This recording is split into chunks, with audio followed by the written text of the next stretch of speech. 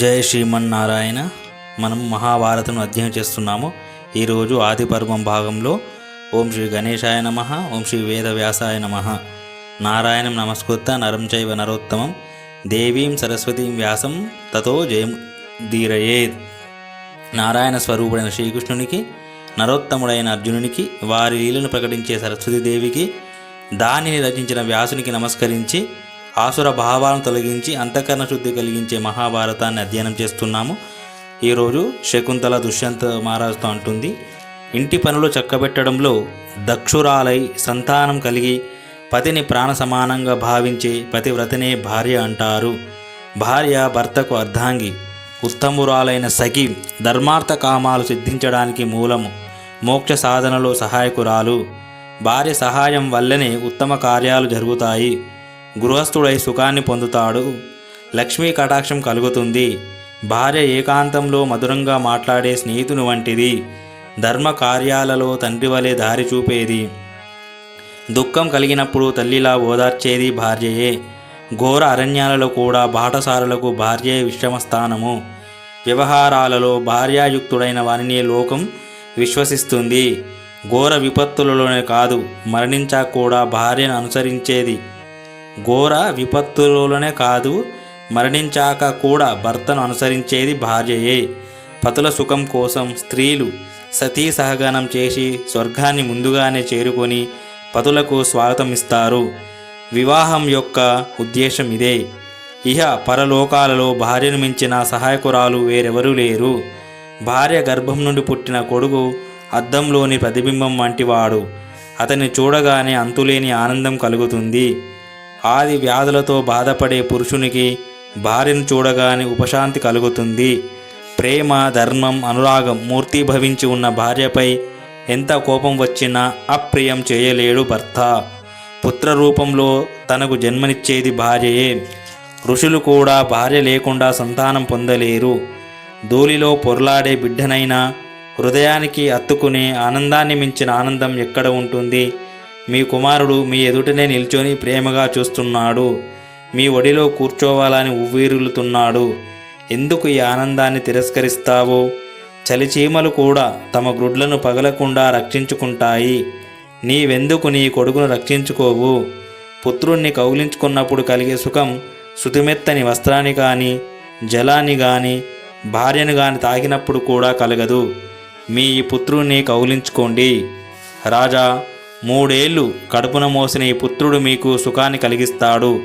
వీడు పుట్టినప్పుడు ఆకాశవాణి ఈ బాలుడు 100 అశ్వమేధ యజ్ఞాలు చేస్తారని చెప్పింది. జాతకర్మ సమయంలో చదివే వేద మంత్రాలు మీకు కూడా తెలుసును కదా. తండ్రి పుత్రుణ్ణి అభిమంత్రిస్తూ, నీవు నా సర్వాంగాల నుండి పుట్టావు, నా హృదయ కోశానివి, నాకే పుత్రుడని మరొక పేరు, నా జీవితం వంశ పరంపర నీ ఆధీనంలో ఉన్నాయి, కాబట్టి నీవు 100 ఏళ్ళు సుఖంగా జీవించు అని చెప్తాడు. ఈ బాలుడు నీ హృదయం నుండి, నీ శరీరం నుండి జన్మించాడు. ఈ పుత్రరూపంలో ఉన్న నిన్ను నీవు ఎందుకు చూడలేవు? నేను మేనకకు జన్మించాను. అయినా పూర్వజన్మలో నేను ఏదో పాపం చేసి ఉంటాను. అందుకే పుట్టగానే తల్లి ఇప్పుడు భర్త విడిచిపెడుతున్నాడు. నీకిష్టం లేకపోతే పోని, అలాగే నన్ను వదిలేయి, నేను మా ఆశ్రమానికి వెళ్ళిపోతాను. కానీ ఈ బాలుడు నీ కొడుకు, వీడిని మాత్రం విడువకు అని ధర్మబద్ధంగా నచ్చ చెప్పింది. దుష్యంతుడు, శకుంతల, నీ వలన నాకు తెలియకనే పుత్రుడు జన్మించాడా? ఆడవాళ్ళు అబద్ధాలు ఆడతారంటారు. నీ మాటలను ఎవరు నమ్ముతారు? నీ మాట ఒక్కటి కూడా నమ్మతగినదిగా లేదు. నా ఎదుటనే ఇంత సిగ్గు లేకుండా మాట్లాడతావా? మహర్షి విశ్వామిత్రునికి అప్సరస అయిన మేనకకు నీలాంటి సాధారణ స్త్రీ ఎలా పుట్టింది? మద్ది చెట్టులా ఇంత పొడవు ఉన్న ఇతడు నా కొడుకెలా అవుతాడు? పోపో అని తిరస్కరించాడు. శకుంతల క్రోధంతో, రాజా, అసత్యం చెప్పకు. 1000 అశ్వమేధ యజ్ఞాల కంటే, వేదాలు చదవడం కంటే, సర్వతీర్థాలలో స్నానాలు చేయడం కంటే సత్యవాక్కు చాలా గొప్పది. సత్యాన్ని మించిన ధర్మం లేదు, అసత్యాన్ని మించిన పాపం లేదు. సత్యమే పరమాత్మ, సత్యమే పరబ్రహ్మ, సత్యమే సర్వోత్కృష్టమైన ప్రతిజ్ఞ, నీవు ఆడిన మాట తప్పకు. సత్యం నీ వెన్నంటి ఉంటుంది. నీకు అసత్యమే ఇష్టమయ్యి నేను చెప్పిన మాటలు నమ్మకపోతే ఇక్కడి నుండి వెళ్ళిపోతాను. ఇటువంటి అసత్యవాదులతో నేను కలిసి ఉండలేను. నీవు ఇతడిని కొడుకుగా అంగీకరించకపోయినా అంగీకరించినా నేను కన్న ఇతడు తప్పకుండా ఈ రాజ్యాన్ని పరిపాలిస్తాడు అని చెప్పి అక్కడి నుండి కదిలింది. అదే సమయంలో పురోహితులతో, మంత్రులతో, ఆచారులతో కొలువుతీరు ఉన్న దుష్యంతుని ఉద్దేశించి ఆకాశవాణి ఇలా అంది: రాజా, తల్లి కేవలం బిడ్డను మోసే తోలుతిత్తు వంటిదే. తండ్రియే కొడుకు రూపంలో పుడతాడు. కాబట్టి బిడ్డ తండ్రికి చెందినవాడే అవుతాడు. నీవు నీ కొడుకును స్వీకరించి పోషించు. శకుంతలను తిరస్కరించకు. ఔరసపుత్రుడు యమదండం నుండి కాపాడుతాడు. నీవే ఇతని తండ్రివి. ఇది నిజం. శకుంతల సత్యానే చెప్పింది. నీవు నా ఆజ్ఞ పాటించి ఇతనిని స్వీకరించి భరించు. నీవు ఇతని భారం వహించడం వలన ఇతడు భరతుడనే పేరుతో ప్రసిద్ధికెక్కుతాడు. ఆకాశవాణి మాటలు విన్న దుష్యంతునికి ఎంతో ఆనందం కలిగింది. అతడు మంత్రి పురోహితులతో, మీరంతా స్వయంగా దేవవాణిని విన్నారు కదా. నేను కూడా ఇతడు నా కొడుకే అనుకుంటున్నాను. కానీ నేను కేవలం శకుంతల మాటలనే నమ్మి ఇతనిని కొడుకుగా స్వీకరిస్తే లోకులంతా నన్ను సందేహించడమే కాదు, ఇతని కలంకం కూడా తొలగిపోదు. అందుకనే నేను ఇంత నిర్దయంగా వివరించాను అని చెప్పి ఆ బాలుని స్వీకరించి యథోచితమైన సేవలు చేయించాడు. అతడి శిరస్సును ముద్దాడి గాఢంగా కౌలించుకున్నాడు. నలుదిక్కుల ఆనందం వెల్లువై పొంగింది. జయ జయ ధ్వానాలు చేశారు. దుష్యంతుడు ధర్మానుసారంగా శకుంతలను భార్యగా గౌరవించి ఆదరించి, దేవి, నేను నిన్ను వివాహమాడిన సంగతిని అన్యులెరుగరు. కాని వీరంతా నిన్ను రాణిగా అంగీకరించాలని ఇలా క్రూరంగా ప్రవర్తించాను.